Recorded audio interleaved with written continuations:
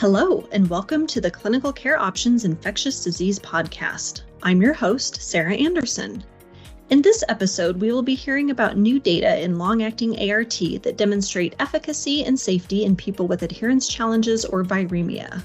Based on these data, the IAS USA updated their recommendations to say specifically that long-acting cabotegravir plus rilpivirine may be considered for people with viremia when no other treatment options are effective due to a person's persistent inability to take oral ART.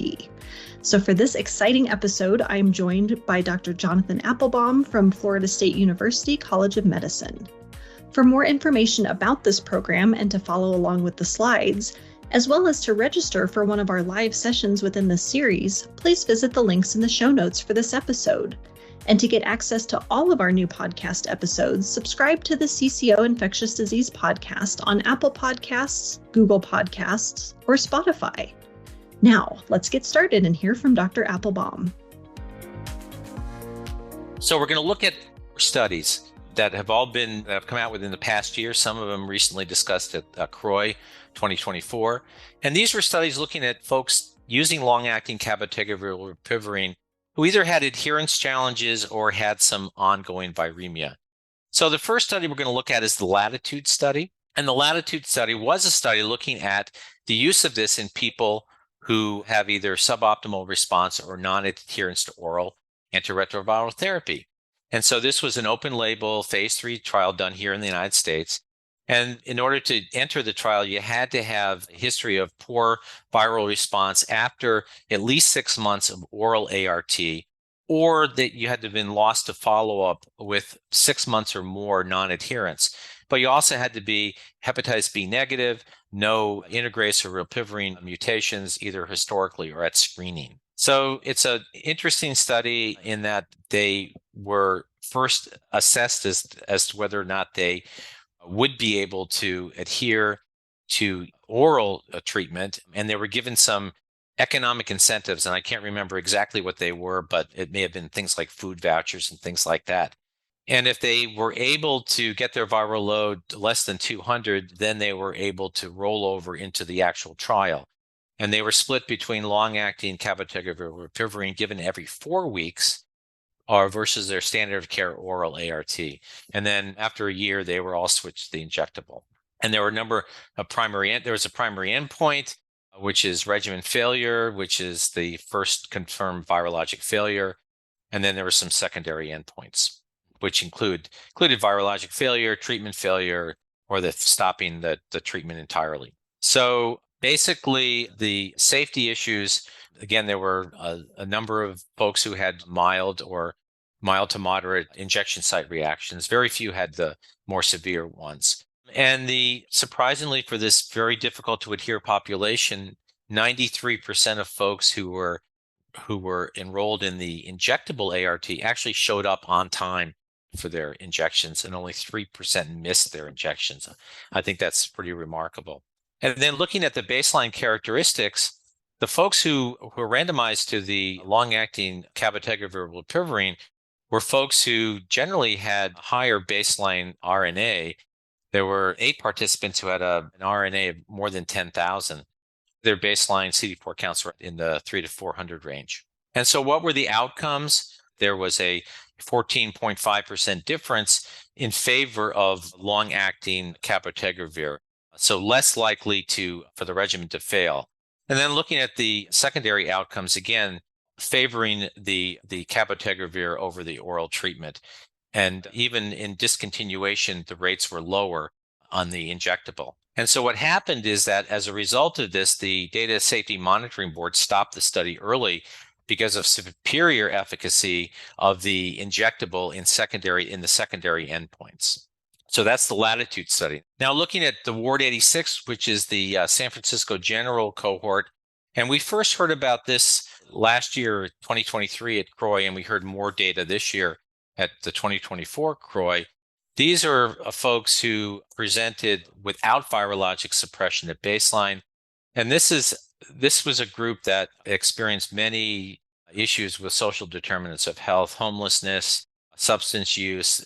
And so what they were looking at, again, virologic suppression and whether or not their baseline viral load was less than 50 or less than 200, the percent of folks who maintained virologic suppression was quite high, between 93 and 95%.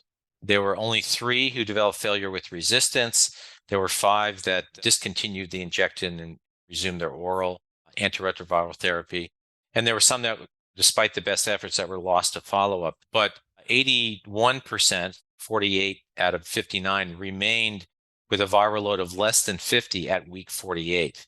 And then there was an additional report of 12 people who initiated the cabotegravir rilpivirine while viremic, and that they had 100% suppression. Again, another study showing that hard to treat individuals who are viremic may do okay on long-acting cabotegravir rilpivirine. And then finally, the CARE study was an open-label randomized study looking at long-acting cabotegravir rilpivirine in patients who had baseline resistance. Again, something we're told not to do. So these were folks who were receiving stable oral therapy, and you can see the anchor drugs are either dolutegravir, nevirapine, or efavirenz. They had to have a viral load of less than 50 copies and prior to and at screening, and no history of ART failure, no hepatitis B infection, and over 500 people were enrolled. And they were enrolled to either continue their oral ART or receive an optional oral cabotegravir rilpivirine lead-in, and then switching to the injectable every 8 weeks, and then followed for 48 and then up to 96 weeks. So the primary endpoint, again, was the number of participants who had an undetectable viral load, and then there were some secondary endpoints. So characteristics of this trial: mean age 42, almost 60% women. There were about a fifth who had a elevated BMI over 30. Almost all were of Black race.